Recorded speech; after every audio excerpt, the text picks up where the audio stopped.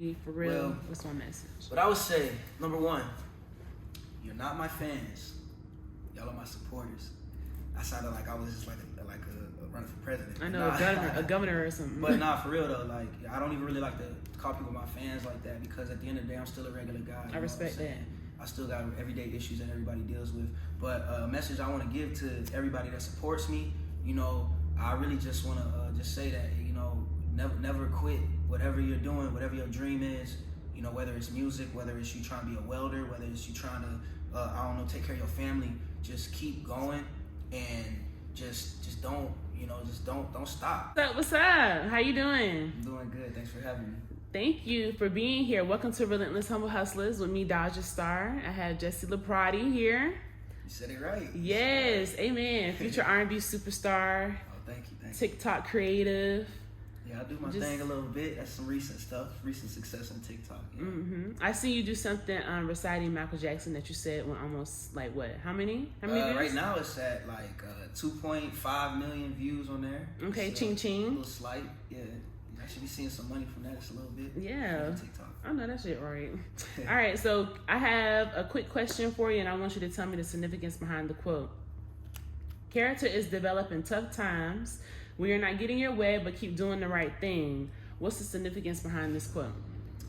Well, the significance is just like, my whole life it hasn't been easy. I made a lot of mistakes, but the character behind that is how you take that when your back's against the wall, when you keep falling, when no one's looking, you just got to keep trying to do the right thing. And I believe that God will see that, and bless me from that. And even if I don't see the blessing now, it's still got to keep doing the right thing, You will reap the reward soon enough, and There will be plentiful, okay? Yeah. So tell me about your music video for your single, My Story, because it was definitely a tearjerker, to say the least. I felt the heart in it. So tell me the creative direction behind the video. Well, behind the video, like that was really like one of the first videos that I really tried to just be real about it, you know what I'm saying? Not that I fake everything, but at the end of the day, all this music stuff is a facade. So honestly, but I just really wanted to show people my living situation. Show people like my family, my mother. Show them my father. Show them, like as you can see in the video, the stains on the ceiling, just the realness of it. The yard that's got stuff in it. And I didn't want to just fake it, you know what I'm saying? I wanted y'all to see my mother with her legs that are purple and swollen, due to her MS and lupus. I wanted y'all to, see all that. And so I was just trying to just keep it real raw. It was very hard to do that because it's hard to let people in like that. But I feel like it's time for people to see that. And so when I hit up Orbis Production, shout out Orbis, we got another one coming. I just was like, yo man, hope y'all can make this come to life. And then we made it come to life. Yeah. So with you being so vulnerable, what has been the feedback from that video? Oh man, I've had so many people contact me and be like, I had this one person, I'm not gonna say any names, but she contacted me and said, yo, my family struggled with addiction, whenever I was a kid, and I wish I would have known, so we could have, been each other's, had a shoulder to lean on and talk to about it. And just had multiple people just hit me up. Had a lot of people hit me up that were bullying me in high school, and they was like, "Yo, man, I love that song, bro. I downloaded it." I'm like, "What was your response to them?" Because it's not like now you're watching me, but kill 'em with kindness. I'm not gonna be like, yeah, bro. In my head, I was like, yeah, nigga, like you was the one that was doing that. You was the one. But it's cool. Hey, look at me now. They're supporting, so it's cool. But yeah. I like the positive vibes from that because, like you said, let it be known, killing with kindness. Yeah. Because at the end of the day, you're gonna shine regardless. Because you're the chosen one. Yeah, I like that lyric. I like to believe that, Yeah, and I believe you are. So tell me about your single, SirSkii. What's up with that? Yeah, so SirSkii. So that was really just a time-sensitive song. I know you hear everybody, all the rappers and stuff, saying SirSkii. So I just tried to take a spin on it. I think there was actually, I think it was 21 Savage, he might have did a song like last year of it, but I wanted to be one of the first to really take that saying and SirSkii and add something to it. I did a little twist like slurpy SirSkii. You know what that means? The innuendo on that. That's the best kind of slurps. Right. You know what I'm saying? All right now. But you know, I just tried to incorporate, you know, like some Slurpees in there, and you know, have some, you know, just little play innuendos and stuff, and just have fun with it, you know. So how do you feel like the internet has impacted the music business, and has it helped you?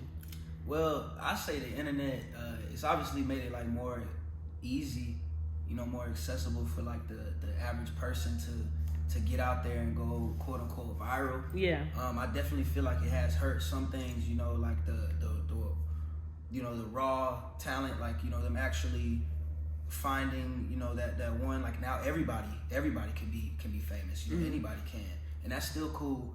But I just feel like I wish it was a little bit more, you know, like where they find an artist that, you know, that's it wasn't so concentrated. Yeah, you know, it's now very now concentrated it's just, now it's just like, you know, you see a rapper, the dude get drunk with his friends and, you know, high with his friends and spits a freestyle. Yeah. And I hear a rapper.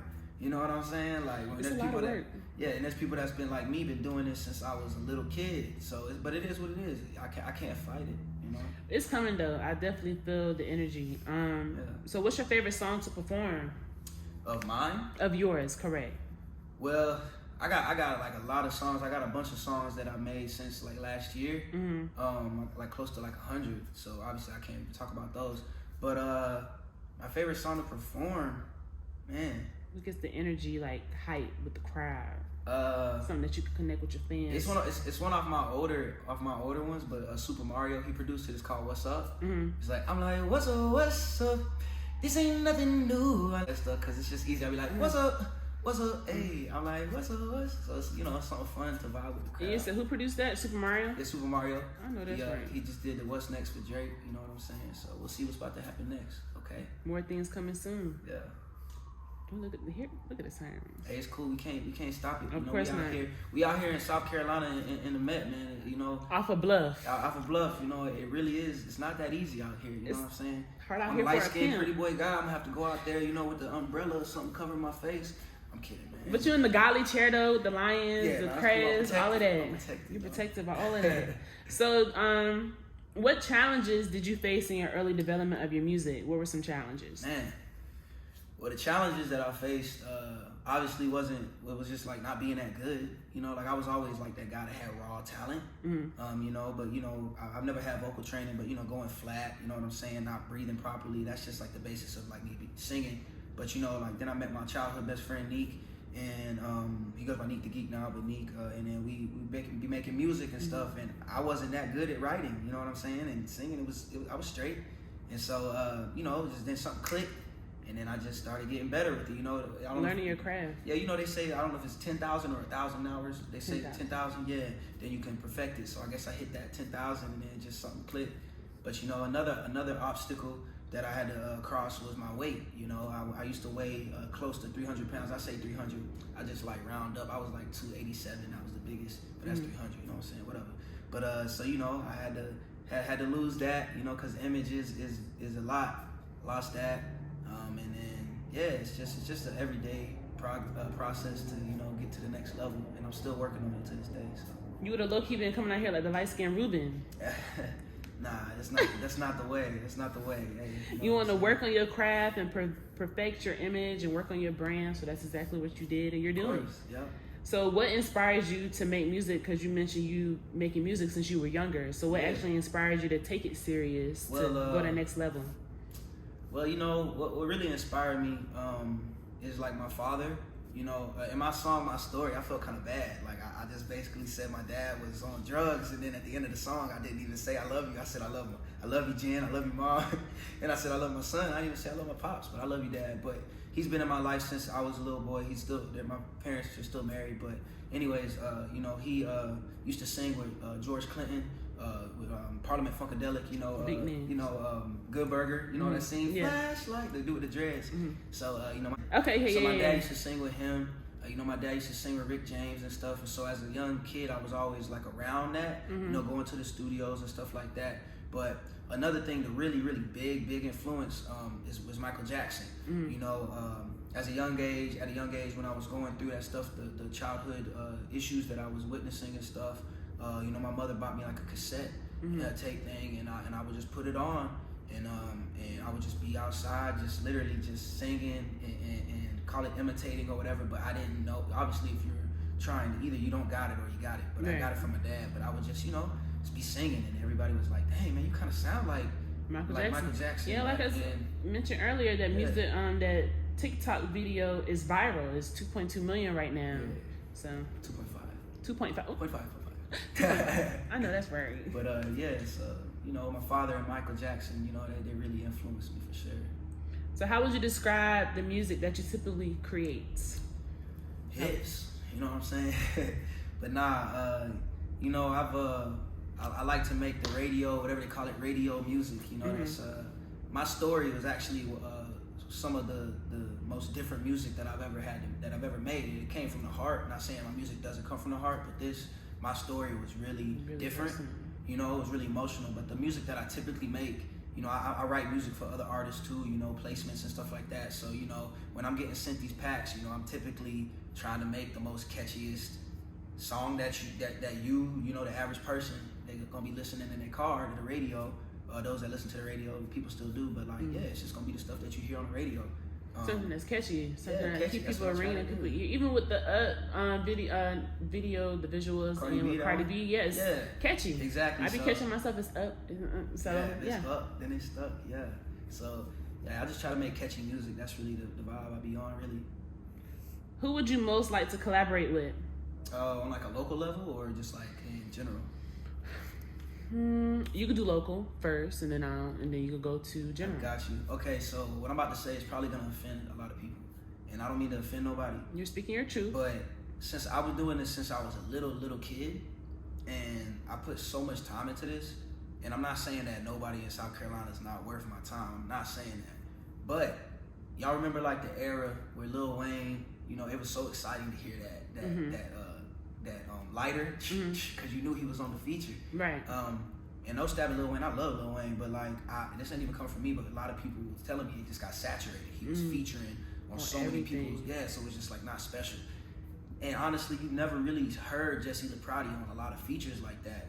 And the ones that have, I'm not saying they got lucky, but it was just at the right time, I was just feeling like whatever. And I'm not, you can call me cocky, whatever, it's not that. But so I right now, I'm not really focused on like really featuring with like many people right now, but it just depends, man. If you hot and it makes sense, and you from South Carolina, I'm down. You know what I'm saying? But if you just started rapping 2 years ago in your brother's basement because you got drunk and think you can rap, then I don't mean no offense to you, bro. But you throwing a shot? You throwing a shot at somebody out there? No, not at all. Okay, all right, making sure. Not at all. But that's, I know a lot of people gonna see that and probably get offended, but that's just it's your truth and it's how you feel. And, and if it just makes sense, it makes sense. But, but on like on a big level, on a high level, of course, man, I want to do a song with Drake. You know what I'm saying? Like that's the one. Manifest. You know how Megan Thee Stallion manifests Beyonce, so manifest Drake. Yeah. So I mean, that would be dope, man. You know what I'm saying? He already rocking with SuperMario. It's like my big bro. So. Might as well keep on rocking with the Carolinas. You know what I'm talking about? No, that's right. Yeah. So if you could open a show for any artist, would it besides Drake? Well, nah. Besides Drake though, because Drake is like a no-brainer though. Nah, he's like that superstar level. If I could open up for anybody, it would be honestly be Justin Bieber. Okay, that's dope. I can see that. Yeah, like he dang, I didn't even really think about that. He's influenced me a lot too with my sound and stuff. I feel like we have very similar vocal tones. Yeah. And so I feel like it would be really dope to open up for him, because I feel like the crowd would really love it. It would be a dope, nice warm up for his performance. You know what I'm saying? So what is one message you could give to your fans, because they've seen you be vulnerable these past few months and coming into now your artistry for real? Well, what's one message? What I would say, number one, you're not my fans. Y'all are my supporters. I sounded like I was just like a running for president. I know, a governor or something. But nah, for real though, like I don't even really like to call people my fans like that, because at the end of the day, I'm still a regular guy. I respect that. I still got everyday issues that everybody deals with. But a message I want to give to everybody that supports me, I really just want to just say that, never quit whatever you're doing, whatever your dream is. Whether it's music, whether it's you trying to be a welder, whether it's you trying to, take care of your family. Just keep going, and just don't, you know, just don't stop. You know what I'm saying? Like, don't let life bring you down, and don't think that you're the only one that's going through it, because that can put you in a pit, and you might, it's hard to get out of. Right. But, you know, just keep going, man, and have faith. You know, whatever you believe in, I'm not gonna push people to believe in what I believe in, but you should. But, you know, look, man, just have faith, man, and have a good heart. Yeah. Good due diligence is always going to be rewarding, because you're always going to win. Because playing dirty, like Nene said, playing dirty is not going to get you nowhere, boo-boo. It'll get you somewhere, but it's something going to happen years later, and you're going to be thinking, dang. Lose all of it. Yup. What's up, man? It's Jesse LeProtti. You're rocking with me at Relentless Humble Hustlers with DajaStar, man. It's been a pleasure, and I'm just loving sitting on this throne while we do our thing.